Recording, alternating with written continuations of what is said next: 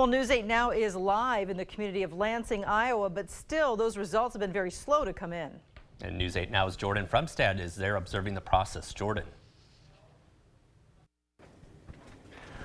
Yeah, good evening, Mike and Martha. Well, we spoke to several voters here in Lansing, Iowa, prior to the caucus that took place in this building right behind me here. This used to be the old bowling alley in town, and it's now T.J. Hunter's banquet hall. And some of those voters that we talked to today, there was a mix of opinions that we kind of saw today. Some have been decided on who they're going to vote for. Some are decided on a party. Some are independent. But the consensus here in Lansing is that people are interested, and I don't think that's surprising to many of us. One voter I talked to said he was going to caucus today for the first time in 30 years. And so that just kind of shows you how much interest some people who have lived here their whole life, and now they're starting to pay more attention to even the caucus here. The first time we're starting to see voting results here in the 2020 election cycle. Another voter we talked to said she always pays attention to the election years, but this year she's paying that much closer attention because it's unlike any election year that she's ever seen. And another voter said she's not decided yet, and she's listening to all of the candidates and all of the facts, and she would like to hear more about what they have planned for the presidency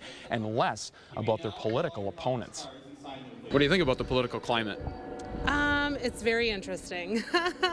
I think that I don't necessarily agree with how all of them are portraying the others. You know, I just want to hear the facts. I want to know what they're going to do for us. I could care less what they think of their opponents.